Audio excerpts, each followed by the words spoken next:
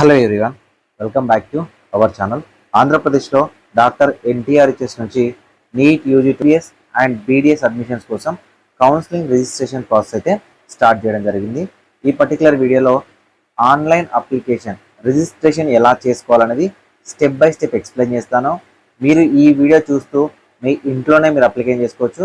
లేదు మీరు ఏదైనా దగ్గరలో ఉన్న ఇంటర్నెట్ షాప్కి వెళ్ళినా కూడా ఈ పర్టికులర్ వీడియో చూపిస్తూ మీరు అప్లికేషన్ ప్రాసెస్ చేసుకునే విధంగా చాలా సింపుల్గా ఎక్స్ప్లెయిన్ చేస్తా.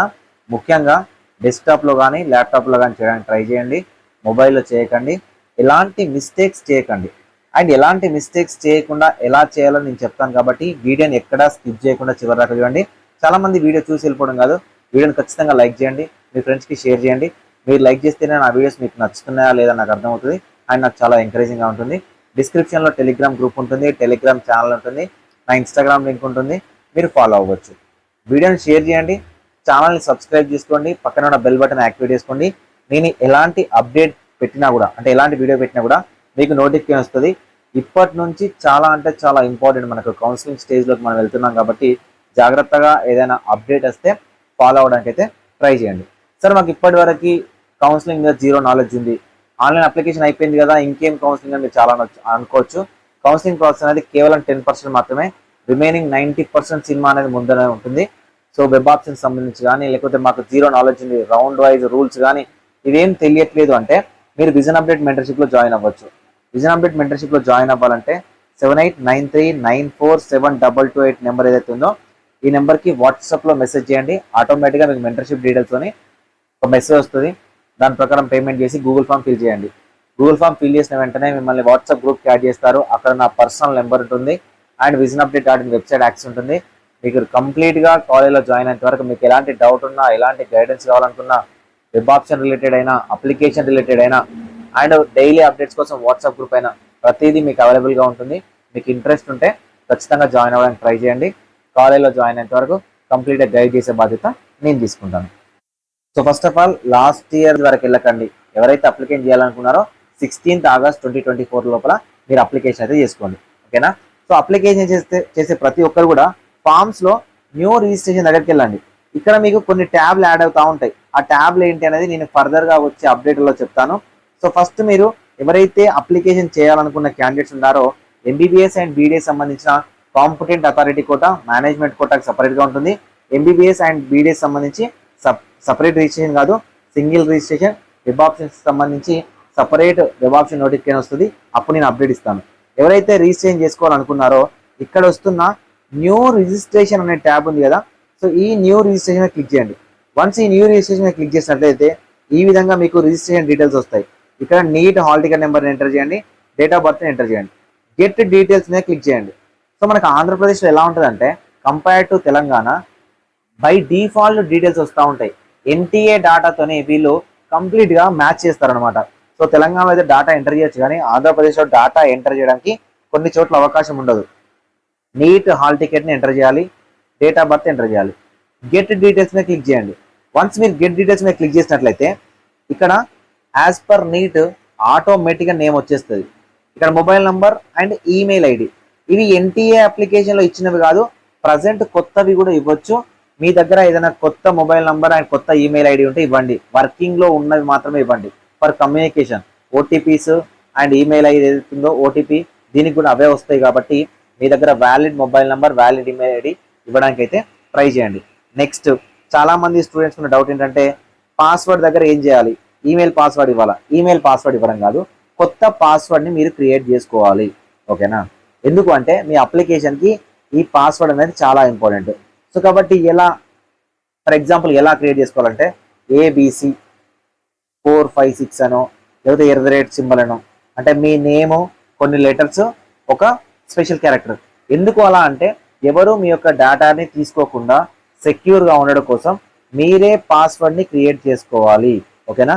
సో ఇక్కడ పాస్వర్డ్ ఎంటర్ చేయండి, కన్ఫర్మ్ పాస్వర్డ్ ఇక్కడ ఎంటర్ చేసిందే ఇక్కడ ఎంటర్ చేయండి. దాని తర్వాత క్యాప్చా ఎంటర్ చేయండి, ఓకేనా. ఇక్కడ ఏం క్యాప్చా కనిపిస్తే 31 + 32 63 వస్తుంది. సో ఇక్కడ ఏ క్యాప్చా కనిపిస్తే ఆ క్యాప్చాని మీరు ఎంటర్ చేయండి. క్యాప్చా ఎంటర్ చేసిన తర్వాత గెట్ ఓటీపీ మీద క్లిక్ చేయండి.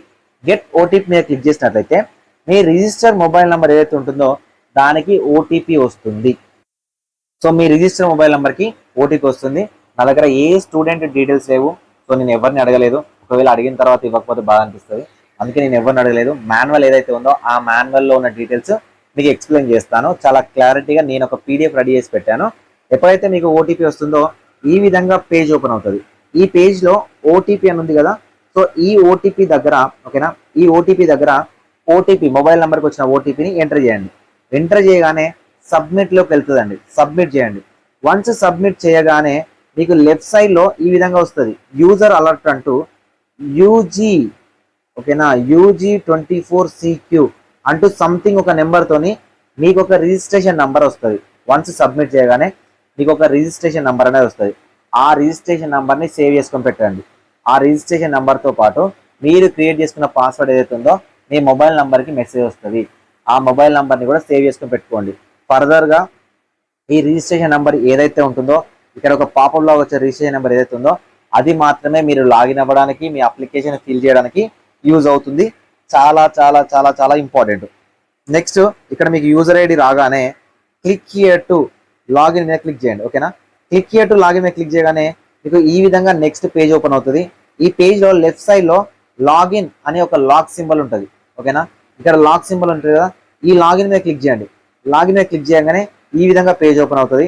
ఈ పేజ్లో ఎంటర్ యూజర్ ఐడి మనకు వచ్చింది కదా, UG24CQ సంథింగ్ నెంబర్ వచ్చింది కదా, ఈ నెంబర్ ఏదైతే ఉందో ఈ నెంబర్ని ఇక్కడ ఎంటర్ చేయండి. పాస్వర్డ్ ఆల్రెడీ మనం క్రియేట్ చేసుకున్న పాస్వర్డ్ ఉంది కదా, ఆ పాస్వర్డ్ని క్రియేట్ చేయండి. నెక్స్ట్ క్యాప్చా, ఇక్కడ ఏ క్యాప్చా వస్తే ఆ క్యాప్చా ఇక్కడ ఎంటర్ చేయండి. ఎంటర్ చేసిన తర్వాత లాగిన్ మీద క్లిక్ చేయండి. ఒకవేళ మీరు కనుక పాస్వర్డ్ మర్చిపోతే ఫర్గెట్ పాస్వర్డ్ మీద క్లిక్ చేసి కొత్తది తీసుకోవచ్చు.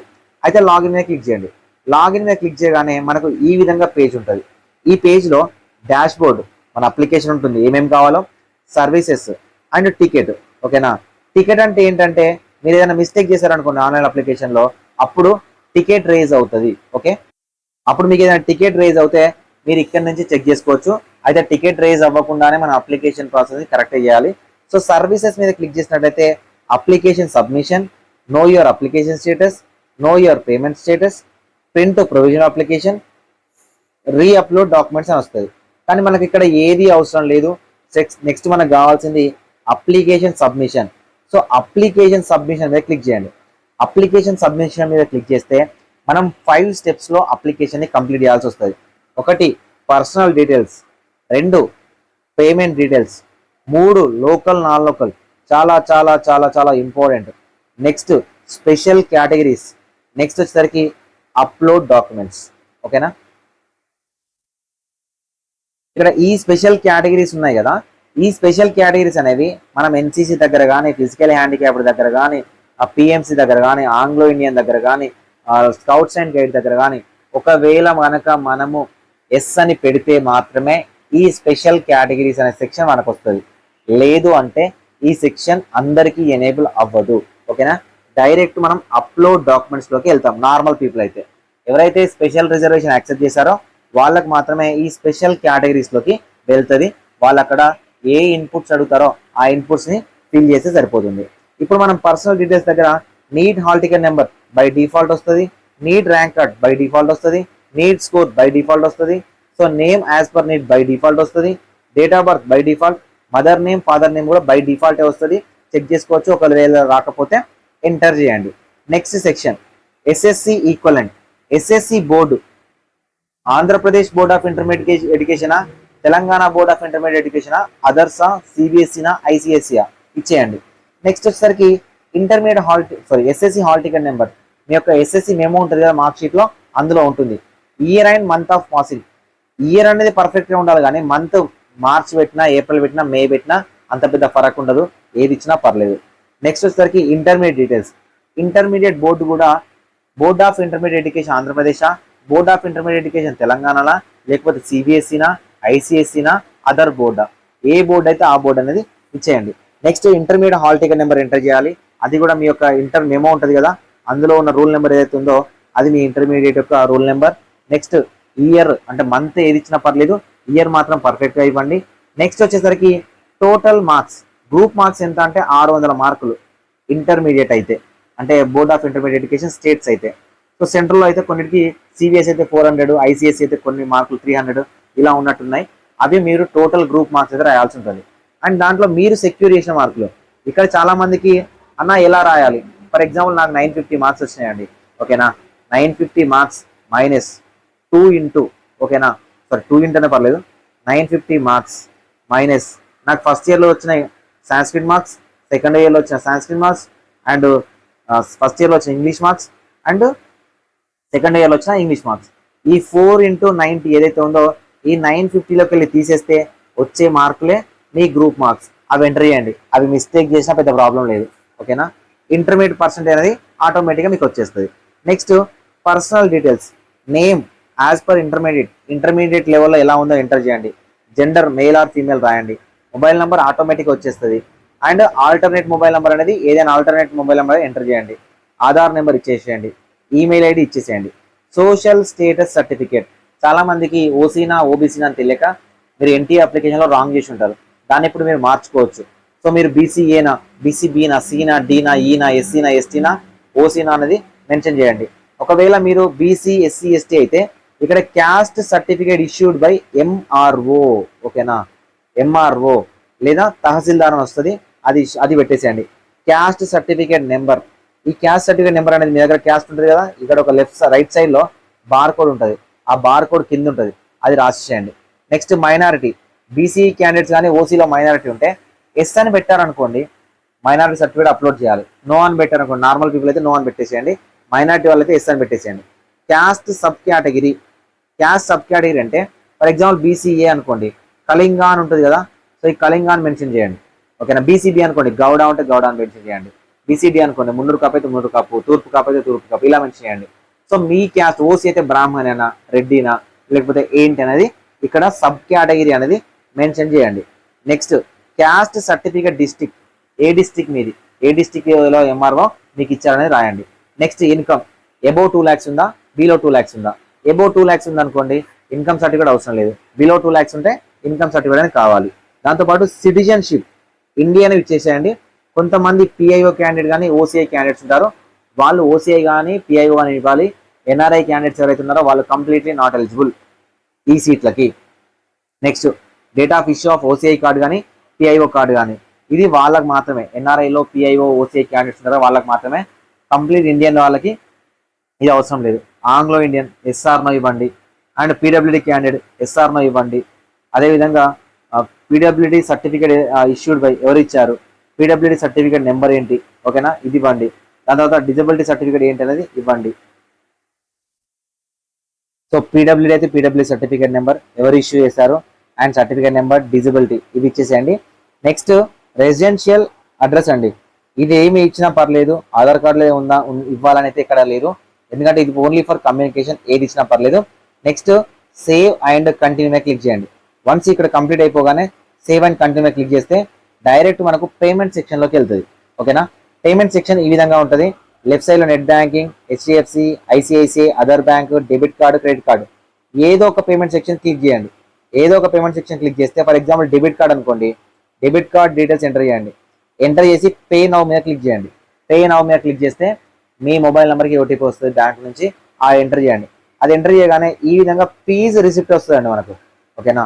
Fee receipt, so fees receipt దగ్గర ఫీజు రిసిప్ట్ కరెక్ట్గా ఉందా లేదా రిజిస్ట్రేషన్ నెంబర్ అనేది ఒక స్క్రీన్ షాట్ తీసుకోండి లేదా సేవ్ చేసుకొని పెట్టుకోండి. వన్స్ ఇక్కడ మనకు పేమెంట్ సక్సెస్ఫుల్ అయింది అనుకోండి, కంటిన్యూకి వెళ్ళండి. చాలా మంది కొన్నిసార్లు పేమెంట్ డిక్లైన్ అవుతుంది, ఆగండి. పేమెంట్ డిక్లైన్ అవ్వగానే వెంటనే చేయకండి, ఒక 1 hour ఆగి మళ్ళీ పేమెంట్ చేయండి. లేదు డెబిట్ కార్డ్ అవ్వట్లేదా క్రెడిట్ కార్డ్ చేయండి, క్రెడిట్ కార్డ్ అవ్వట్లేదా నెట్ బ్యాంకింగ్ చేయండి, నెట్ బ్యాంకింగ్ అవ్వట్లేదా అదర్ పేమెంట్ మెథడ్ ఏముందని ఆలోచించండి. అంతేగాని చాలా ఫాస్ట్గా పేమెంట్ చేయకండి, చాలా ఈజీ అవుతుంది. ముఖ్యంగా నైట్లో అప్లికేషన్ చేయడానికి అయితే ట్రై చేయండి. సో వన్స్ పేమెంట్ సక్సెస్ఫుల్ అయింది అనుకోండి, కంటిన్యూకి వెళ్ళండి. కంటిన్యూకి వెళ్ళినట్లయితే ఇది చాలా చాలా చాలా చాలా ఇంపార్టెంట్ అనమాట. ఇక్కడ మాత్రం మీరు ఏమైతే చేస్తున్నారో ఇదే మీ యొక్క సీట్ని డిసైడ్ చేస్తుంది. నెక్స్ట్ పేజ్ ఏంటి, ఎడ్యుకేషన్ డీటెయిల్స్. ఎడ్యుకేషన్ డీటెయిల్స్ దగ్గర మనకు 6th క్లాస్ నుంచి స్టార్ట్ చేస్తే 12th క్లాస్ వరకు కూడా డీటెయిల్స్ అన్ని మనం ఇవ్వాల్సి వస్తుంది, ఓకేనా. ఇక్కడ ప్రతి ఒక్కటి డీటెయిల్గా ఇన్పుట్ ఉంటుంది, ఆ ఇన్పుట్ ప్రకారం మీరు సెలెక్ట్ చేసుకోండి. ఇంటర్మీడియట్ ఎక్కడ ఏ ఇయర్లో కంప్లీట్ చేశారు, ఫర్ ఎగ్జాంపుల్ 2022 2023 అనుకోండి. సో 2023 రాయాలి, అలా అని స్టార్టింగ్ 2022 కదా అలా రాయదు. సో మీకు ఏ ఇయర్తో ఎండ్ అయింది, ఇక్కడ 2023తో అనుకోండి, ఇక్కడ ఇయర్ అనేది సెలెక్ట్ చేసుకోండి. ఓకేనా, ఏ స్టేట్, ఆంధ్రప్రదేశ్, తెలంగాణ, అదర్ స్టేటా, ఒకవేళ అదర్ స్టేట్ అయితే ఏ డిస్ట్రిక్ట్, ఓకేనా, దాంతోపాటు స్కూల్ ఆర్ కాలేజ్ నేమ్ ఏంటి అనేది మెన్షన్ చేయాలి. ఓకేనా, ఫస్ట్ ఆఫ్ ఆల్ ఇవన్నీ ఫిల్ చేయండి. 11th ఏ ఇయర్లో అయిపోయింది, 10th ఏ ఇయర్లో అయిపోయింది, అండ్ 9th ఏ ఇయర్లో అయిపోయింది, 8th ఏ ఇయర్లో అయిపోయింది, 7th ఇయర్లో అయిపోయింది, 6th అనేది ఏ ఇయర్లో అయిపోయింది. ఇది చాలా ఇంపార్టెంట్ అండి, ఇది చాలా ఇంపార్టెంట్ ఫిల్ చేయడం. జాగ్రత్తగా చూసుకుంటూ ఏ ఇయర్ అనేది మెన్షన్ చేస్తూ జాగ్రత్తగా అప్లికేషన్ చేయండి. And A state, A district, A college అనేది, ఏ స్కూల్ అనేది మెన్షన్ చేయండి. వన్స్ మీరు మెన్షన్ చేస్తారు కదా, మెన్షన్ చేసిన తర్వాత ఇక్కడ చూస్ ఫైల్, సర్టిఫికేట్ అప్లోడ్. మనం స్టార్టింగ్లో ఒకటి చెప్పాను సారా, 6th క్లాస్ నుంచి 10th క్లాస్ వరకు సింగిల్ పీడిఎఫ్ ఉండాలని చెప్పాను కదా. ఈ యొక్క సింగిల్ పీడిఎఫ్ని 11th దగ్గర, 12th దగ్గర, దాంతోపాటు 10th, 9th, 8th, 7th, 6th, ఈ 7 కాలమ్స్ దగ్గర, ఈ 7 అప్లోడ్స్ ఉన్నాయి కదా, ఈ 7 అప్లోడ్స్ దగ్గర ఒకటే సర్టిఫికేట్, 6th క్లాస్ నుంచి 10th క్లాస్ వరకు ఉన్న సర్టిఫికేట్ ఏదైతుందో అదే అప్లోడ్ చేయండి. 500 KB బిలో పీడిఎఫ్లో ఫార్మాట్లో చేసుకున్నాం కదా, అది ఒకటే డాక్యుమెంట్ని అప్లోడ్ చేయండి. వన్స్ ఇక్కడ అప్లోడ్ చేయగానే మీ యొక్క రూల్స్ అంటే మీ యొక్క డీటెయిల్స్ ప్రకారం ఇక్కడ డైరెక్ట్ రీజన్ వచ్చేస్తుందండి. ఆంధ్ర యూనివర్సిటీనా, లేకపోతే మీరు ఎస్వి యూనివర్సిటీనా, లేకపోతే ఉస్మాన్ యూనివర్సిటీయా, లేకపోతే అదర్సా అని ఇక్కడ మీకు డైరెక్ట్ రీజన్ అనేది ఆటోమేటిక్గా వస్తుంది. ఓకేనా, వచ్చిన తర్వాత సేవ్ అండ్ కంటిన్యూ మీద క్లిక్ చేయండి. ఎప్పుడైతే సేవ్ అండ్ కంటిన్యూ మీద క్లిక్ చేస్తారో ఇక్కడ మీకు రీజన్ వచ్చింది కదా, ఇది ఉస్మానియా కానీ అదర్ కానీ వస్తుంది. డైరెక్ట్ ఓయూ క్యాండిడేట్స్ అయితే నాట్ ఎలిజిబుల్. ఓకేనా, కాబట్టి నెక్స్ట్ ఆప్షన్ ఏమొస్తుంది, do you want to claim APNL కానీ migrated from TG to AP కానీ అడుగుతుంది. నో పెట్టారనుకోండి, ఇక్కడే క్లోజ్ అయిపోతుంది, మీకు అప్లికేషన్ అవ్వదు. ఉస్మానియా క్యాండిడేట్స్కి, అదర్ స్టేట్ క్యాండిడేట్స్ కూడా అవ్వదు. కానీ ఇక్కడ మీరు ఏపీ నాన్ లోకల్ అనుకోండి, ఏపీ నాన్ లోకల్ సెలెక్ట్ చేసుకోవచ్చు, లేదంటే మైగ్రేషన్ కూడా సెలెక్ట్ చేసుకోవచ్చు. ఫస్ట్ మీరు చేయాల్సింది ఎస్ అని క్లిక్ చేయాలి. ఎస్ అని క్లిక్ చేస్తేనే అప్లికేషన్ అనేది ముందుకు వెళ్తుంది, నో అంటే ఇక్కడే ఆగిపోతుంది. సో వన్స్ మీరు ఎస్ అని పెట్టిన తర్వాత సేవ్ అండ్ కంటిన్యూ మీద క్లిక్ చేయండి. సేవ్ అండ్ కంటిన్యూ మీద క్లిక్ చేస్తే మళ్ళీ మీకు 2 ఆప్షన్లు వస్తాయి. Are you claiming local status as per GO number 132, 170, 129.